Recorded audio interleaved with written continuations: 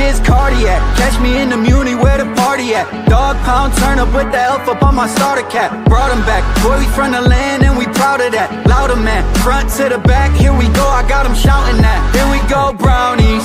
Here we go. Here we go, brownies. Here we go, brownies. Here we go, brownies. Game on the line, Joe Thomas, I promise. Jim Brown running through opponents, how I got this. I return like Josh Cripps. Hand for the mini, got the dog pound jumping. Here we go, brownies. Here we go. Here we go, brownies. Here we go, brownies. Here we go, brownies. Cleveland! This is for you!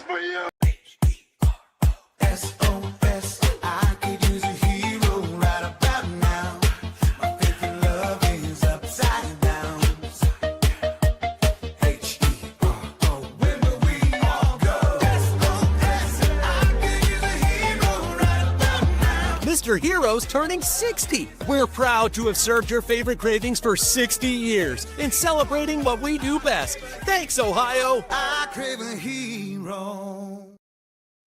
Welcome in, everybody, to another episode of the Here We Go Brownies podcast. I'm Allie Ellery, coming at you live from Pensacola, Florida. Joined with me, as always, we've got Dustin.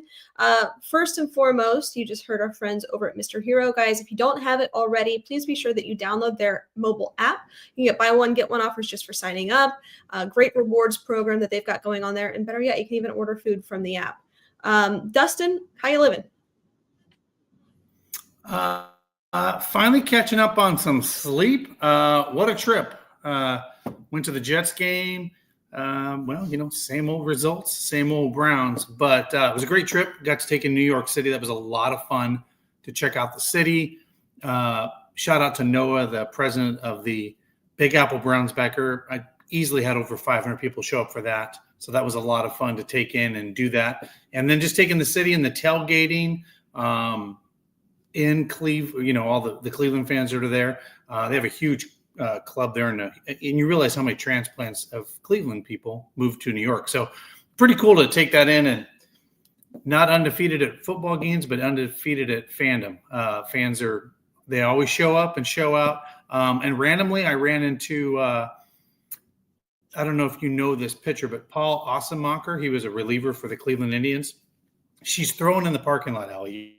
You would love this. And she's just nailing these passes, and she's telling me to back up. And I'm like, this girl's got an arm on her. And she goes, yeah, I'm Paul Ossenmacher's daughter. So she's got an arm. He was a left-handed relief pitcher and she is just, she's just throwing it. And just like showing out these guys. I was like, yeah, your dad was definitely a Major League Baseball pitcher. You've got the talent there. So. There you go. That's pretty cool. Glad you had a good time. Looked like a lot of fun.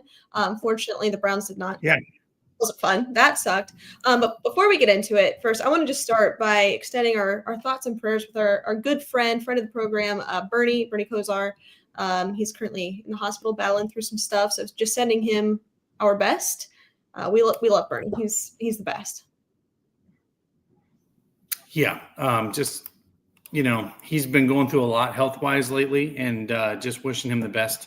So our thoughts and prayers go out to him as he's under surgery, probably still coming out of surgery as he's trying to get a liver transplant. He's been pretty vocal about that in the public. So just our prayers and thoughts go out to Bernie. Yeah, definitely. Let's talk about the Browns. We didn't do a post-game show, you and I, Dustin. I did one with David. It wasn't fun. It wasn't something that we enjoyed doing. Just seems like every week this team just finds a different way to lose. And, I feel silly because we do our keys to a victory every single week. And so often we say, hey, if you win the turnover battle and you play a clean game of football, which, the Browns were able to do, but, they were net negative in special teams. That's just a new way to lose. And you keep the Jets from really doing anything offensively in the second half, or really any point during the game. Justin Fields wasn't able to throw the ball downfield. He completed maybe 2 passes beyond the line of scrimmage. He was under 175 yards on the day. Like, you would think the Browns would somehow find a way to get that done, but they didn't. This was one of the worst ones. This was totally defeating. I mean, give us your experience. You were there. You were in the stands. Talk about it.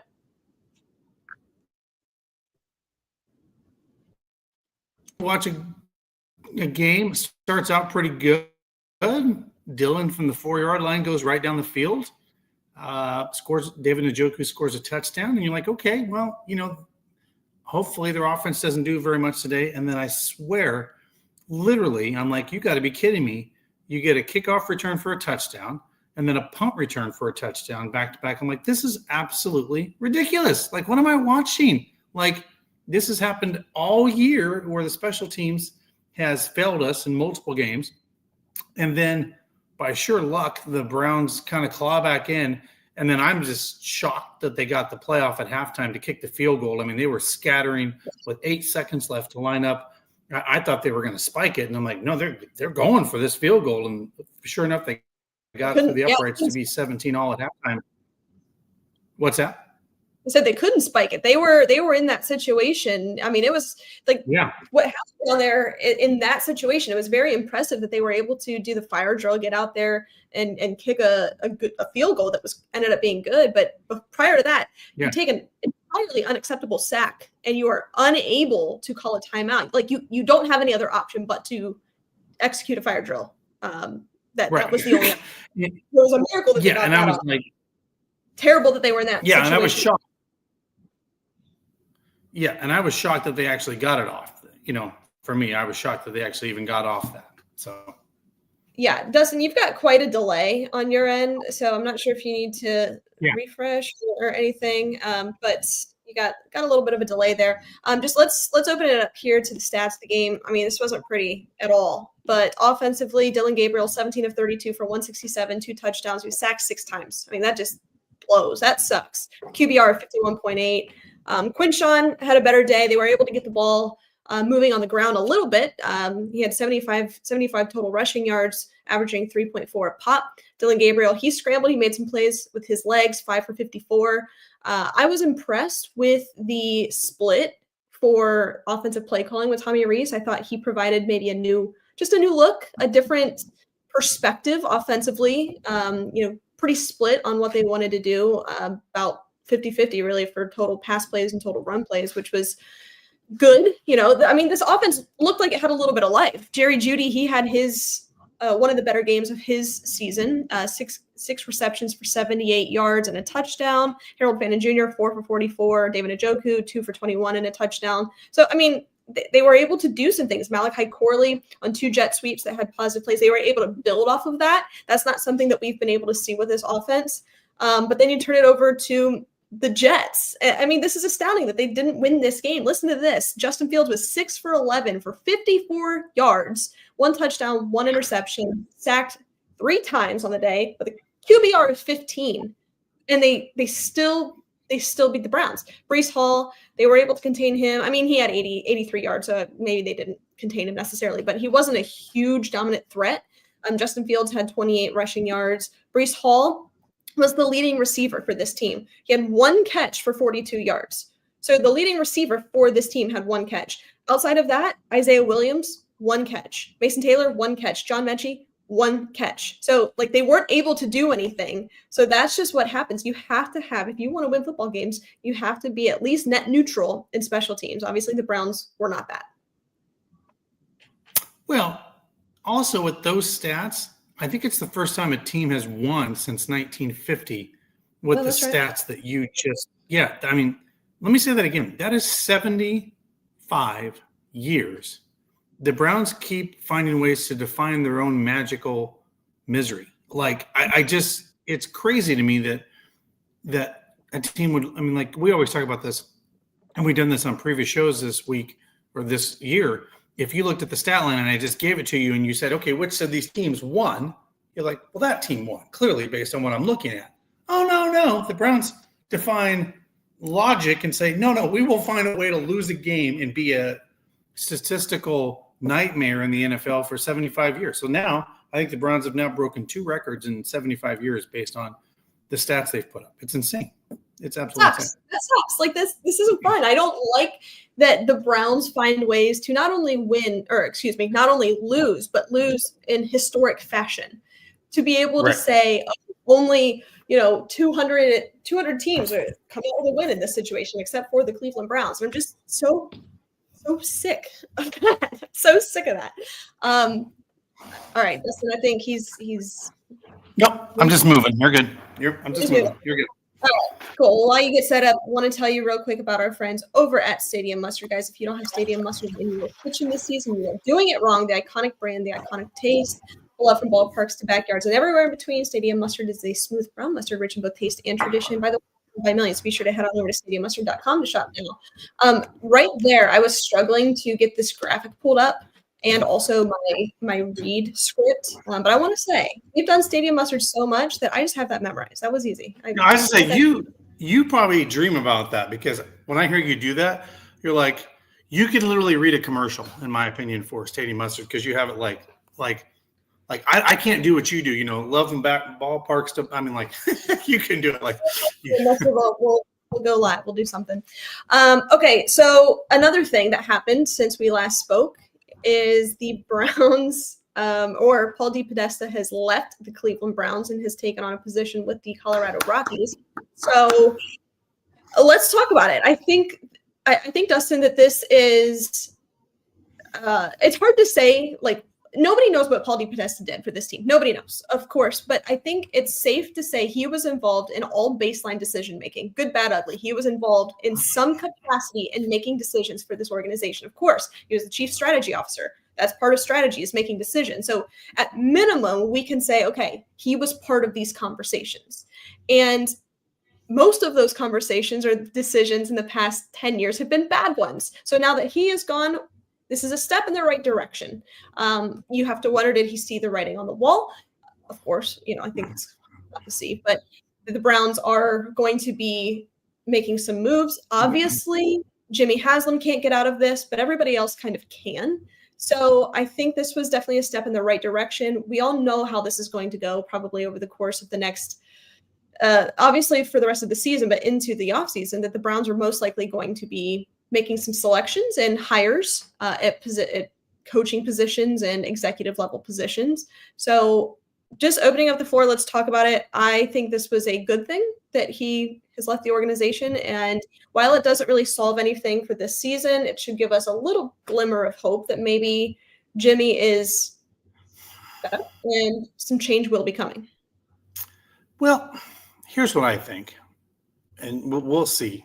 I think the more I hear and the more I understand, he was a part of a strategy for the Cleveland Browns since 2016, right? Or whenever he was hired. 10 years.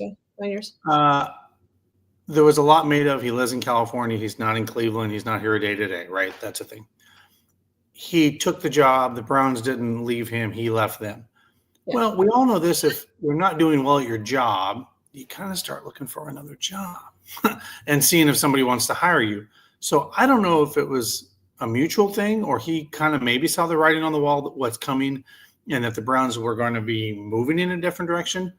But the more I feel and hear, I think, I'm just going to say this, I think Kevin Stefanski's job is safe. I think Andrew Berry's job is safe. And I don't think they make a reboot of that portion of the front office or coaching until after next season, if it totally implodes again, right? Like next year, after you have a good draft pick and you make some picks and all that. I think they're all under this impression they all made these mistakes together, that being Deshaun Watson and some of these things, that they're all in this same boat and they're going to rise or they're going to fall together. And I really do believe, I think Stefanski's safe. He talks like a coach that's not losing his job. He's pretty defiant about keeping Dylan Gabriel out there. And I honestly don't think we're going to see Shedeur Sanders this year.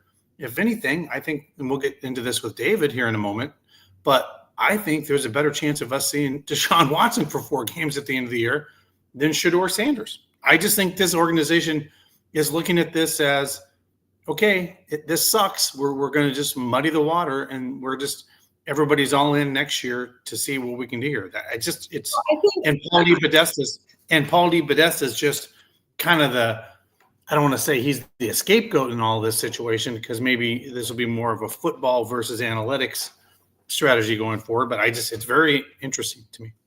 So I think there's several things here to discuss that come with the departure of Paul DePodesta. And one is, is are coaches and executives safe? We don't know. I think that there's probably some certainty though that was made, right? Like, hey, because we're making this trade, we'll see how this plays out. You are guaranteed, no matter what happens, a job through X amount of time. Personally, right. I don't think if this continues to just head in the direction that we think that it's heading, I don't know that they're going to have a job next year. I think they're safe through the rest of this year. I do not think that the Browns are going to fire Kevin Stefanski midseason for a couple of reasons. No. One, typically when you fire a head coach, that comes with a little bit of a resurgence. We've talked about this, new quarterback theory, new coach theory. Teams typically bounce back and then they go win a couple of games that maybe this front office doesn't necessarily want them to go win. So I think that's one reason that if they do move off of Kevin Stefanski, that's going to bring some positivity to this team that Jimmy probably is like, you know what, let's hold tight and see what pick we can get. It doesn't make sense to fire him at this point. And I think also the other element of Kevin having some reassurance that he's safe through this year, part of that, you're handing play calling responsibility over to Tommy Reese, that is. And you mentioned coach speak. I want to highlight a couple of things. I pulled the transcript of what was asked in his press availability post game, and there's some concerning things here. Obviously, guys, if you've watched the show, you know I've liked Kevin. I think he's probably a cool guy, cool to have a beer with, but like we are at the end of this road as the head coach of the Cleveland Browns. I just want to read a couple of things here. Where'd it go? Sorry, I had it pulled up and now it's gone. Okay, couple of quotes here. Question was asked, Kevin, I'm going to ask you about those returns too. How do you stay confident in Bubba Ventrone, and when has it been a problem all year? And his quote was, listen, I have a ton of faith in Bubba. I have a ton of faith in our special teams. We have to be better. That's the case. There are ways that we can try to be better. We'll continue to coach our guys hard, but I trust our guys and I trust that we'll get back to work.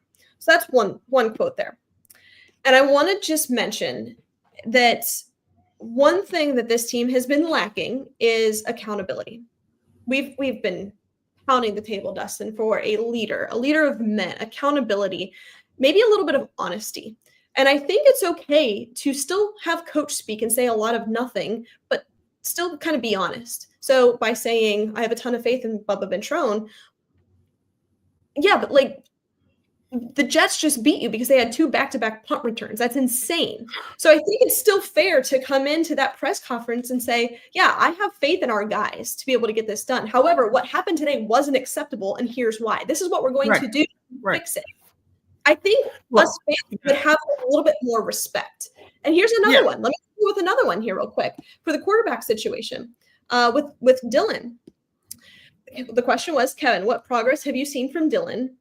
Start 1 to 5, and what areas have you seen drastic improvement? So before I even give you this quote from what Kevin said, I think if as a fan, or even as Dylan Gabriel, of course, where you're obviously struggling, we are seeing this guy out there struggling. He is drowning out there. It would be helpful probably to hear from your head coach in a public setting to have a little bit of support, right? To say, hey, he's sure, wasn't the outcome, but we're liking what he's doing in XYZ manner. And even as fans who we want to just have a winner at quarterback, it would be nice to hear from the head coach, oh, here's a reason that we can get behind Dylan Gabriel, right? That would be probably what you'd want to hear. Well, his response was, well, I think with young quarterbacks, it's understanding that the player, or that there's going to be ups and downs. You know who can play, oh my God, sorry, I can't talk. Can Dylan play better? Yes. Can we play better around him? Yes. Can I coach him better? Yes. So I understand the question, but I just trust that our young players at every position, and certainly the quarterback position, are guys that are going to work their tails off to get better every single day. What? Give him a compliment. Like, is that too hard? Even if you don't want to throw him under the bus and say, yeah, he was terrible, we're going with Shador. I just don't understand as the coach why it's so hard to just say, we like what he did from his processing ability today. We liked that he was able to make some plays with his legs. So that's just my thing. Like, man, this is what we're seeing at a public level. This has to be leaking into the organization, obviously, and these guys aren't buying into some of this BS. Yeah, I mean, just go back to your first quote there. The interesting thing about the special teams. Yeah. You could literally say, yeah, we were out of sync. Our guys were out of sync. and Bubba's got to do a better job with special teams, and we're going to work on that this week. That's all you need to say. I mean, to your point, just have accountability and say, look, I have faith in Bubba, but clearly there were breakdowns, and that is something that him and I are going to look at this week and figure out how to clean it up next week. Like, that's all you have to say is, like, instead of saying I just have faith in my coach. Well, you're just covering for your coach at that point. That's all you're doing. It's a cover conversation. That's all it is. And for Dylan, you can say, yeah, there were some situations Dylan probably would like to have back, and us and the offensive and the quarterback's coach need to do a better job next week to have him better prepared for that. That sounds a lot better than just saying he's a rookie that's just finding his way. Like, it's not hard. Like, just, but I mean, I swear, if I hear we have to do better as a coaching staff, we have to do better as players. If I have to hear, I was joking, I was like, I could have went downtown Cleveland for Halloween and took my red beard, turned it black with the salt and pepper, put a hat on, took a clipboard, and wore a shirt that says, we have to be better. And everybody in this city would know who I am because we've heard we have to be better a billion times. Yeah. And I think just kind of going back to my previous comment about some things were set in stone, being this coaching staff knew that they were going to be stable through the rest of the season. I also think that going into this season, once they got rid of Kenny Pickett, there was probably a predetermined number of games that that Dylan was going to start. I think they're going to start him against the Ravens. But I think after that, I mean, that gets you 7 games. I think after that, then you've got Shedeur, maybe Shedeur, Raiders, Niners, Titans, Bears, and then kind of reevaluate, give him 4 games. I think it was set in stone that they were going to give Dylan X amount of games, no matter what, barring injury. So I'm not entirely surprised. And frankly, I'm glad if we are going to see Shedeur Sanders, that's what everybody wants to see at this point. I'm glad that it's not going to be against the Ravens, just because that is a nightmare. And certainly we want any Browns quarterback to succeed, especially a young player. But his first start against the Ravens, that is a tall task. At least Dylan has had starting experience. I feel a little bit better at this current juncture, but this isn't fun. We are not having a good time getting on here because I think there's really just conspiracy theories floating around there. I don't like to live in that world. There's total speculation. Everybody's trying to figure this out because none of this makes sense. None of this does. And I think that's just what is so frustrating is you can go back to 2015, 2016 when they were really bad football team and lacked a lot of talent. They lacked accountability, coaching. They were really, really bad during those years, but at least you saw what they were trying to do. They weren't losing on purpose, but they were losing with a purpose, right? And that was to eventually acquire Myles Garrett, Baker Mayfield, Denzel Ward. And now it's just like, wow, we have a very good defense, but none of this makes sense at all. So I still think that here's my theory on all this. They're going to do the most Browns thing this weekend. They're going to beat the Ravens because they're going to go beat teams. They're going to go beat teams they're not supposed to go beat because it's a home game, and they'll beat the Packers at home and teams they should lose to, and then they go lay an egg in New York. I mean, that's so Browns. It's not even funny. Yeah, but you're right. But you're right about you don't want to throw someone like Shedeur Sanders out there. I got to see it live a couple of years ago when they threw DTR out there to the Ravens, and we all saw what that horrendous outcome was for him when he found out just a few hours before because of the injury that he was actually going to start in that game. But, yeah, it's just – but, we'll get into it. I don't think we're going to see Shedeur Sanders at all, and I really mean that just based on coach speak.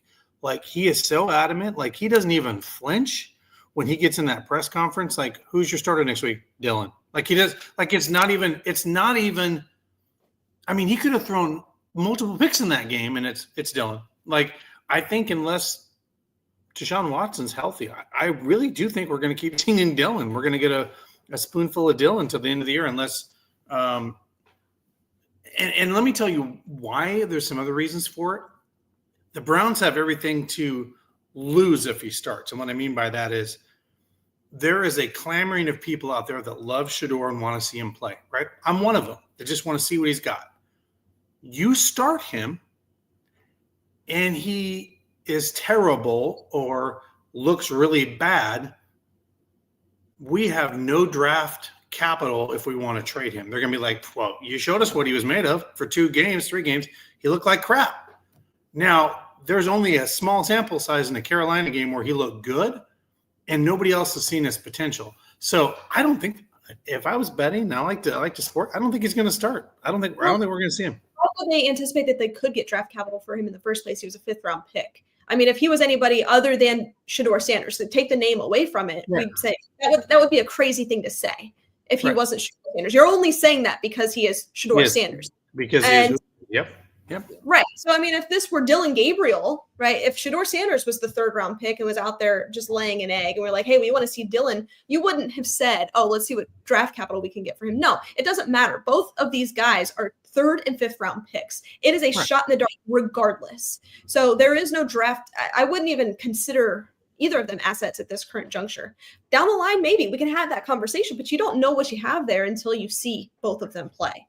I don't know. I think we will. I think it's based on they are just dead set. It is set in stone. It is written in stone that Dylan is going to start 8 games, 9 games, and then we'll give the rest to Shedeur. I think all of this got blown up when, they traded away Kenny Pickett. He was the plan. And I know that's not what anybody wants to hear, but that's what it seems like, that he was actually the plan. And then Joe started a little bit, traded him away, and now you're in this situation. So there was a lot of pivoting that happened within this season. I do think we'll see him. I do.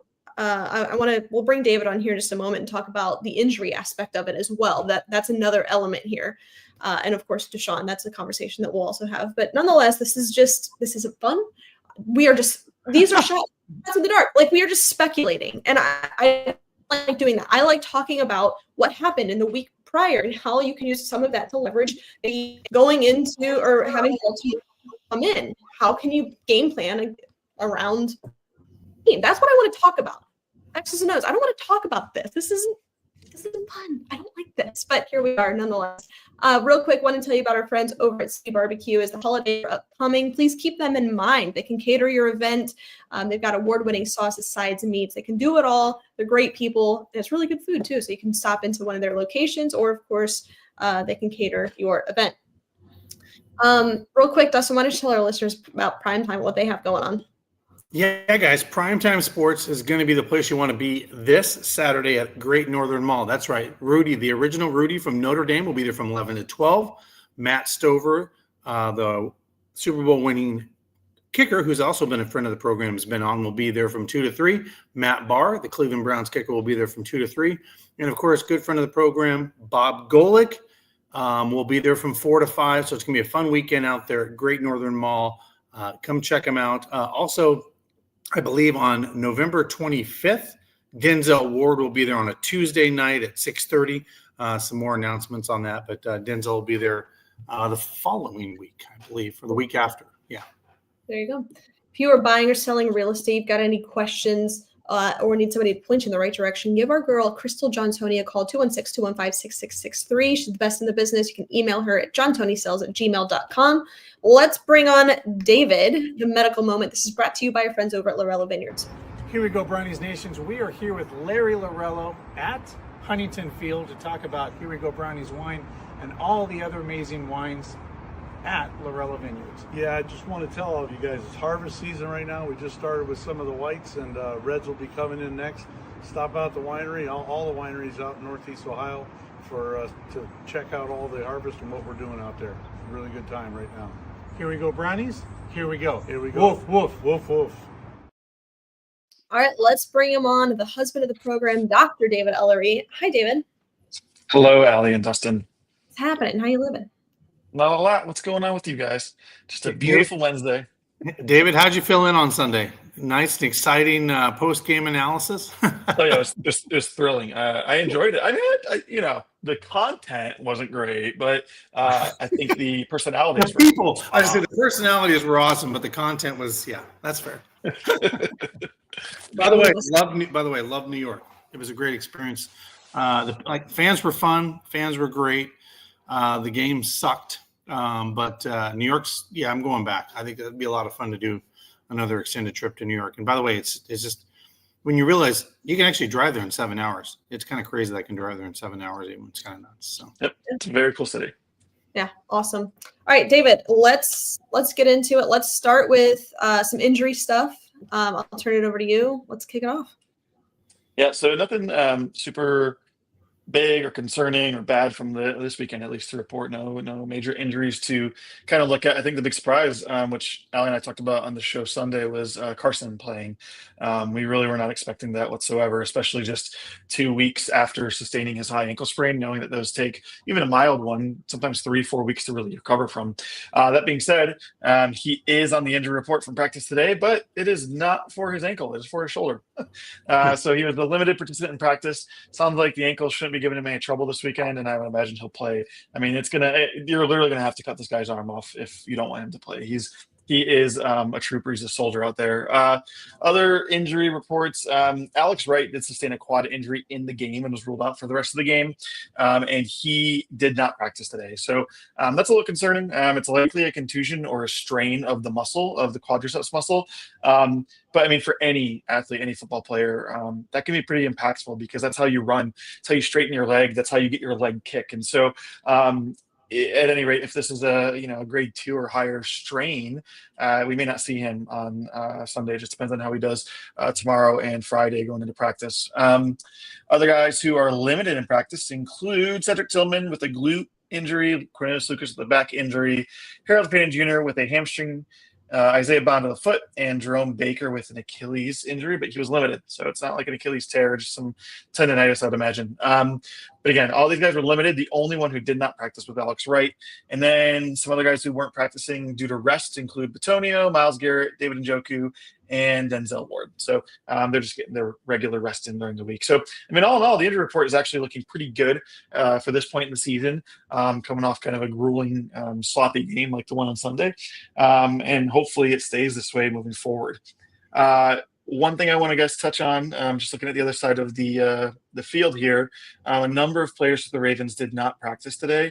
Those include Rashad Bateman with an ankle injury, Higgins, the linebacker, with a knee injury, Justice Hill with a toe injury, Marlon Humphrey with a finger injury, and most interestingly, Lamar did not practice due to an undisclosed knee injury. So we'll keep an eye on that tomorrow and Friday, see if any of these guys kind of return to practice and if any of them are going to be at question for the game on Sunday. Interesting. I know just one of the ongoing conversations, of course, is Deshaun. And I dare I say the threat of him coming back. Everybody's hoping that we'll see Shador, really throughout this season. What is the likelihood that Deshaun could come back here within the next couple of weeks? Kevin didn't disclose if they're going to be opening up the window for him to practice. So it doesn't look like that's anytime in the immediate future, but I want to turn it over to you, David, just to highlight that a little bit. Yeah, I mean, I know I was listening, obviously, when you guys first went on, and Dustin's theory about not seeing Shador at all, and actually Deshaun will be someone we see suit back up this year. I don't know. Now that it is November, we are through 10 weeks of the season. I'm having a harder and harder time seeing it, especially when we know there's no playoff opportunity here. Yesterday, what Kevin essentially said is they plan on waiting until at least week 12 to potentially open up the 21-day practice window for Watson. So, I mean, at least week 12 puts us, I guess that would be next week at the earliest. And that's a 21-day window. So typically when teams open that up, that doesn't indicate that they're coming back that week. They have those 3 weeks to then return. And usually they take 2 to 3 weeks, just depending on kind of where they're at and what their expectations are. And if, there's an injury situation that they're dealing with on another player on the roster.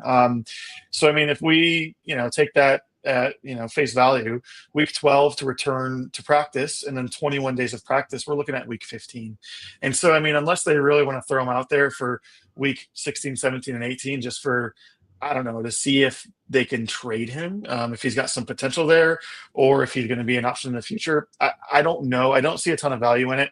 I think, and I get the idea where, like, if you show what Shador is, whether, I mean, I agree. Like, it's not like you're going to get a ton of trade value for him, but also, like, I don't want to go a full year and not know what a quarterback on a roster looks like. I think it would make a lot more sense to get Shador in at some point and just, let Deshaun heal and then just see what happens in the offseason. But as you've kind of already said, a lot of these decisions don't make much sense to us and to the media. And so, the only way I could see it is, like I said, if Deshaun is fully 100% healthy, they want to play him for 3 games just to put something on tape and see if, hey, he still got it. Let's trade him, sort of thing. I don't know. That is some wishful thinking, right? I mean, I don't know. This is such an interesting time to be a Browns fan. You're so conflicted. There's so much conspiracy. There's so much speculation.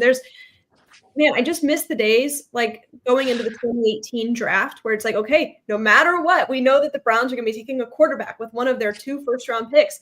And now we're heading into this upcoming draft with 2 first-round picks, and we don't know that they're going to take a quarterback. We're hopeful that they are, but you never know with this team right now. There is no certainty at any level with anything or anybody. And Dustin, that just makes me, going back to your point about the coach speak, one thing that I've learned in Kevin Stefanski's tenure is to pretty much never listen to him, never believe what he says.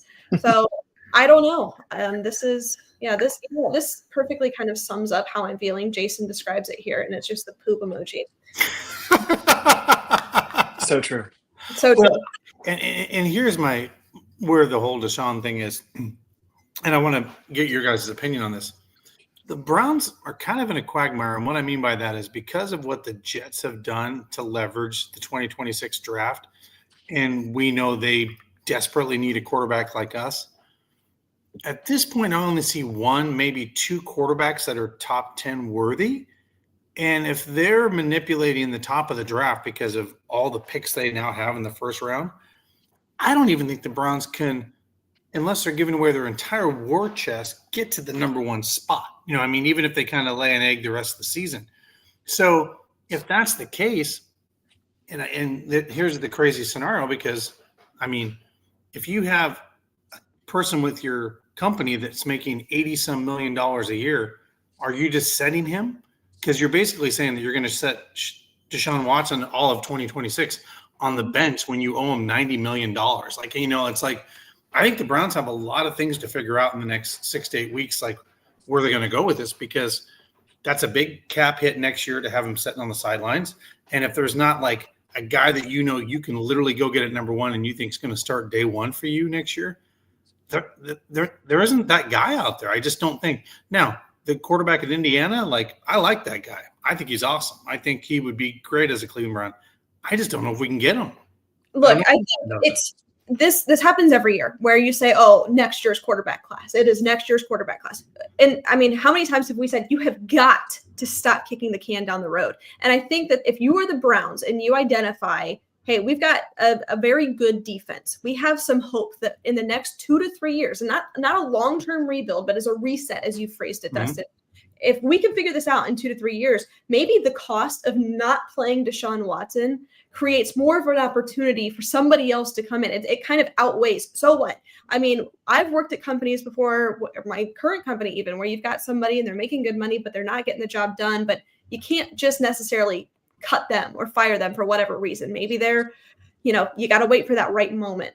So hard to say, but what we do know, and this is where I don't like to live in a world of conspiracy and speculation. Let's talk about what we know. We know that the Browns have 2 first-round picks next year. They are quarterback needy, regardless of whether or not Deshaun Watson's on the team. They need to take a quarterback. And there's a couple of guys, and I don't want to make this the quarterback show. We'll have plenty of time to talk about the head coaches and quarterbacks of the Cleveland Browns, and I don't want this to be that. But, you've got Fernando Mendoza, who is pretty good. I'm interested. You've got Dante Moore at Oregon, who I'm interested. We can have a conversation about that. You got Ty Simpson. I'm very interested. I think that there's a couple of guys that maybe if it's the right situation and depending on who is behind the offensive philosophy, sure, we can. I'm interested. But what I'm not interested in doing is saying, oh, well, let's just bring in Kenny Pickett and see what happens. Or let's just bring in, unless you're trading the picks to go get Justin Herbert or a known commodity. I have a hard time with that. Now, speaking of, there's some rumors going around right now on Twitter that Joe Burrow is unhappy in Cincinnati, and the Jets have essentially 15 first-round picks in the next couple of years. Go get Joe Burrow. That's a win-win for both teams. And I'm like, well, that's interesting. But crazier things have happened. Hey, he can just stay in Ohio. You can bring Joe Burrow up to just move him up north. I'm okay with that. Because guess what? The Browns are really bad at trying to figure out how to draft a quarterback. There's a well-known commodity. He's got no baggage. Never happened. Likeable. Yeah, you can give our next 5 first-round draft picks just to put the quarter. I'm okay with that. Hey, by the way, you already got Joe Flacco. We're already trading with the team. Let's go. Yeah. We're already Don't return the favor with Joe Burrow. Exactly. Yeah. All right, sign me up. Real quick, before we get into continued football talk, I want to tell you about our friends over at We Bleed Ohio. Guys, you can get your official Here We Go Brownies podcast hat, t-shirt, sweatshirt over at We Bleed Ohio Apparel, or they can do some really great football, basketball, baseball designs. Please be sure to check them out. As well as Lake Erie Distillery. Dustin, why don't you tell our listeners about Lake Erie Distillery? Yeah, guys, check them out. Get them at any of your local liquor outlets or ask for it at your local bar or restaurant. Check out their #1 selling dill pickle vodka in the state of Ohio, and also Burning River Cinnamon Whiskey and all the great bourbons and other drinks they have. Check them out at lakeeriedistillery.com. There you go. All right. I feel silly talking about keys to a victory. I don't know if you were listening to the first part, David, but I said essentially, in a world where we're writing down our keys to a victory and trying to act like we know a little bit about football. Last week we said, okay, if Quinshawn can get north of, I think you said 85 yards or so, which he was right around there, and you can win the turnover battle, which you did, and you can limit the Jets offensively, which you did. Justin Fields had 54 passing yards on the day. You would think you'd win that game. So I feel kind of silly giving keys to a victory because I don't know anything, clearly. So let's talk about maybe not necessarily keys here, but how do the Browns host? They're hosting the Ravens, right? This is in Cleveland. This game's in Cleveland, yeah. How do they compete? So let's just do competitive keys rather than keys to a victory. David, I'll turn it over to you first. What has to happen on Sunday? You're exactly right when it comes to predicting these things, just as we did with the Jets. And I'm going back and looking at the stats from the first matchup this year in week 2 between the Browns and the Ravens. The Browns outgained them. The Browns had a total of 323 yards to the Ravens 242, but the final score of that game was 41-17. And so, yet again, even in a scenario where they can outgain their opponent, turnovers and just mistakes prove yet again to be the defining feature. I think. But regardless, to keep it competitive, just as they did in the first half of that game in September, making the Ravens kick field goals. I think if you can force them into 3 field goal attempts, and those are not 3 touchdown or attempts or touchdowns, I think that is a huge victory. It's a bend but don't break philosophy for the defense. And I think that will go a long way towards the Browns at least having a competitive nature in this game. And then just as we say probably for every time they play the Ravens, containing Lamar. It's all about the defense here. It is all about making sure he doesn't burn you with your legs. And so far they've done a really good job. We know how good their defense is. And as long as they can keep it balanced and play complementary football and allow the offense to at least have the ball with opportunities, I think they can at least keep it close or at least competitive, as you say. Yeah, I think, look, with this defense, you are hopeful that they can go out and just single-handedly win you a couple of games. And that's something that they should have been able to do against the Jets. You've heard the stats. I've read them twice now. They should have been able to put that one away. You should be able to put the trust in your defense for them to go in to New York and just kind of smother the Jets. And they did. They did do that. They had 54 passing yards on the day. So I think, coming into this game, hopefully at home, you are a little bit pissed off and you want to go out there and say, hey, no, we still are one of the best defenses in the National Football League. So I would anticipate, the defense to be pretty tight. I anticipate Miles to be very motivated, especially up against a high-powered offense well, not recently, but what can be a high-powered offense in the Ravens. I think you've got to have net neutral special teams. That is a key here. And that's always a key. I know that sounds silly because I talk about fundamentals. Oh, win the turnover battle. You win the time of possession, and now keeping it at neutral, that should win you the game. What do I know? So defense has to perform. And Dylan, he's got to play another clean game. If he's going to be the starter, they've got to have, similarly like they did against the Jets, kind of an even split in terms of the marriage between the pass and the run. Quinshon's got to have a big day. I'd like to see him get over 3.5 a pop. I'd like to see him closer to 4.5. That'd be great. That shows that they're able to do things against pretty good defense. But offensively, just a clean game. And, for Dylan to feel a little bit more comfortable, I like him making some plays with his legs. I'd like to see that continue. Dustin, what you got? Well, they got to score 30 points. I'm going to start with that because every game I'm looking at here on the schedule, every team's beat them when they've won 23, 26, 27. They've beat the Browns. And by the way, what did the Browns score again last week? 20 points. That god-awful 20 points they can't get past. So I think the Browns need to have an offensive kind of outburst in this game. Maybe 28, maybe even 27 points can get them a win. And then they got to contain Lamar Jackson in this game, keep a spy on him, and keep him in check for this game. We seem to do pretty well against him, and limit him to what he can do. And then I think Quinshon probably has to be close to 100 yards in this game because I think the Browns are going to win this game with long, sustained drives and obviously win the turnover battle. I mean, that sounds redundant, but I do think the Browns need to put some long, sustained drives because the best Browns team is when Lamar Jackson's on the sidelines. And I think if we can win the time of possession in this football game, we'll have a pretty good chance in this game. But I think we got to put like 28 points on the board because clearly if we're not a team that's built this from coming back. If we're down 14-0, 10, we're just not a team that's built to come back. You got to put some offensive firepower out there and kind of put them on their heels in this football game to even have a shot. Because I feel like we were doing that against the Jets, and then that punt return and that kickoff return just kind of neutralized everything again because it was tied at halftime. I think you really got to put 14 points up on this team early and then build on that. Because if you don't, I just think it's going to be kind of like the last one where it just got out of hand. Yeah, this is not a team that is built for coming back at all. I don't know that we can continue long sustained drives. I'd be very interested in that. They just have not shown the ability to do that. So I appreciate the optimism and the hope that they can go in and score 30 points. I'd like to see it. Oh, I'm not saying they are. I'm saying they got to do that. No, that's what they have to do. It's just a very, that is hope. Been able to do that. I know. I hear you. All right, David, thanks for joining us. I don't really want to do score predictions. We can just not do that this week. Maybe. Sure. But I'm okay with that. Thank you for joining. We appreciate it. Go Browns. Thanks for having me. Go Browns. Go Browns. All right, that is the Medical Moment brought to you by our friends over at Lorello Vineyards.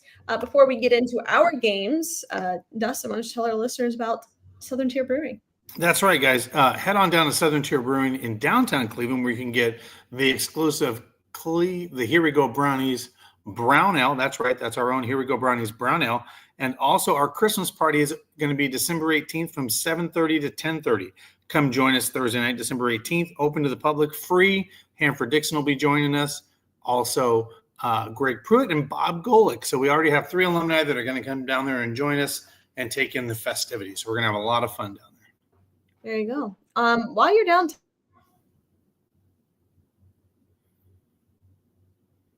Shark Tank, Dustin is familiar with that one. Great building. Here you can see it here. Great exhibit. Very family friendly. So please be sure to check them out. And while you're downtown, if you're looking for something really unique to do, maybe a great date or something like that, you can check out Lady Caroline Cruise Ship. Great views of the city, the skyline here, as you can see, very Cleveland Browns friendly. So please be sure to check out our friends over at Lady Caroline Cruise Ship. All right, you ready to get into it and make some picks? Yeah. So are we just going? We're not picking. Well, I guess I'll pick the Browns to win or lose in our score predictions. Pick here. So I have some good news for you. You got me. You won. Holy! It's a miracle. Things are changing. Yes, things are changing. So I am 1 and 2. I am 5-1-2, and you are 1-5-2. So let's get into it. You know what? I kind of have the same record as the Browns, ironically. 2-5.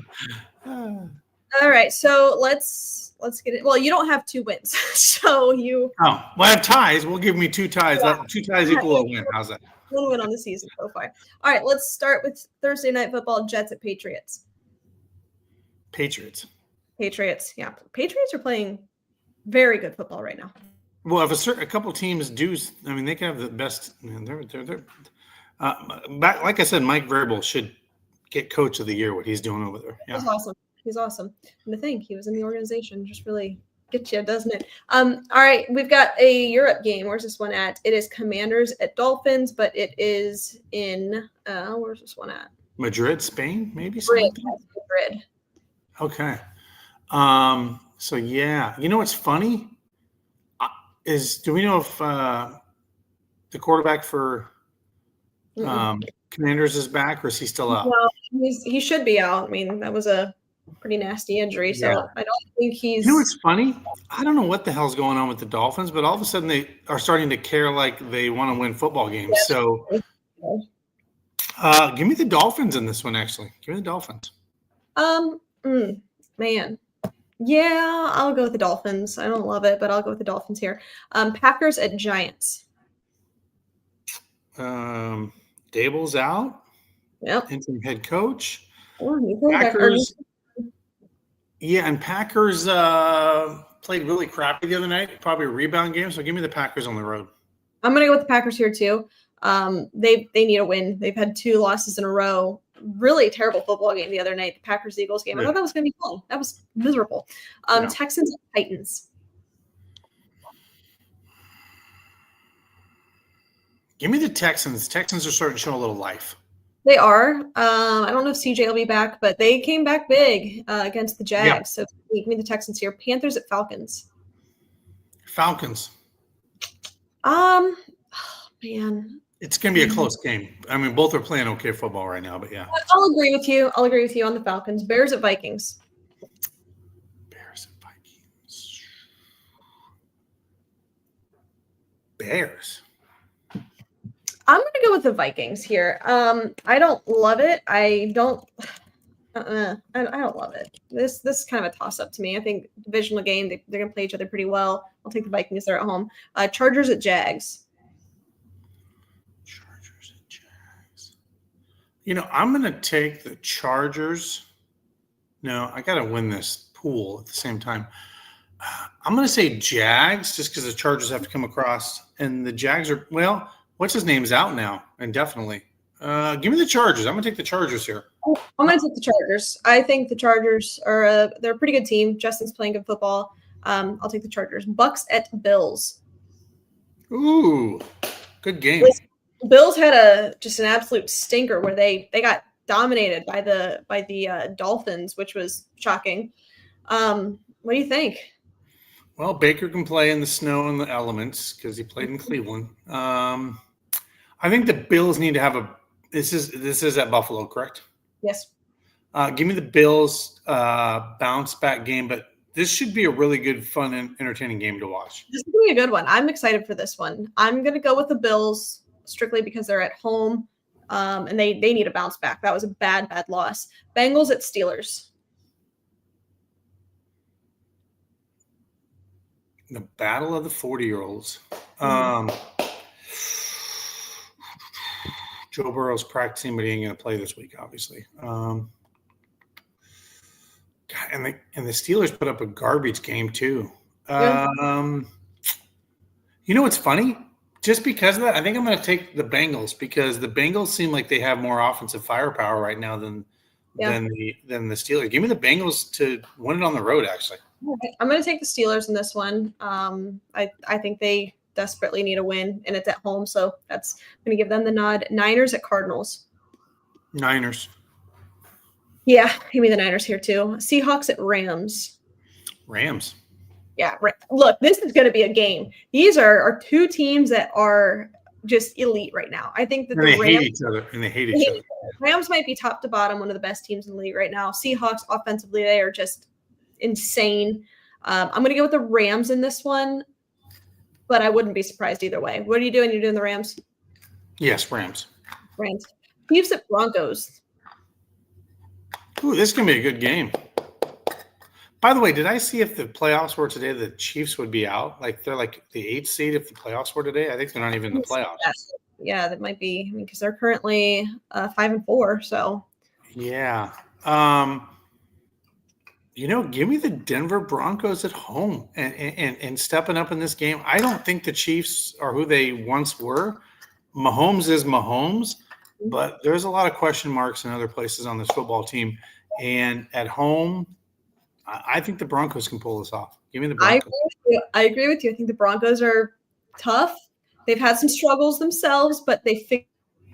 And I agree. Chiefs aren't what they were. I'm going to take the Broncos here. Ravens at Browns. Just for the sake of what I said earlier in the show, the Browns shouldn't win this game. They shouldn't be in this game, but I think the Browns squeak out a win against the Ravens. Sunday night, 8 o'clock here in Cleveland. People are celebrating. The Browns win a squeaker, 28-27. Okay. All right. I hate to do it. I'm going to take the Bengals here. I'm sorry, the Ravens here. I hope that I'm wrong. Please. Hopefully I'm wrong. All right. Sunday night football. This is going to be a great game. Lions at Eagles. Lions played a bad game too. The Eagles played a bad game. Yeah. I think the Lions are, man, it's Philadelphia though, man. That's a tough place to play. Mm-hmm. Give me the Eagles. Give me the Eagles to bounce back and be a little more offensive in this game. Yeah, I think so too. I think the Lions, they do so well at home. On the road, not so much. I'm going to go with the Eagles here. And then Monday night in Vegas, which I will be in Vegas, but I'm not going to this game. The Cowboys at the Raiders. Garbage game. Yeah. Both teams playing like garbage. Give me the Raiders. Monday Night Football, they show up. It's Monday Night Football under the lights. Give me the Raiders, actually. I'm going to take the Cowboys here, and you are taking the Raiders. So I've got the Vikings, you've got the Bears, I've got the Steelers, you have the Bengals, I have the Ravens, you have the Browns, and I have the Cowboys, and you have the Raiders. So those are the games that we have differently. There you go. There you have it. Dustin, any closing thoughts here as we wrap up? The only thing I was going to say is Bernie Kosar responded to our social media, so maybe he's out of surgery and he's at least coherent, and maybe he made a post. He is out of surgery. He's in it, so that's great news. Yeah, as I say, he liked our post, so he's clearly doing. By the way, if anybody knows Bernie, he is, God bless him, runs his own social media for good, bad, or for worse. So if usually you see something from Bernie, it's probably from Bernie. So, but I didn't know that he made a post-op, so that's good. So good things to hear. Good things. All right, that's all I got. Let's go ahead and wrap up. We appreciate everybody for tuning in. Stay safe, stay healthy, and as always, Browns fans, go Browns. But first,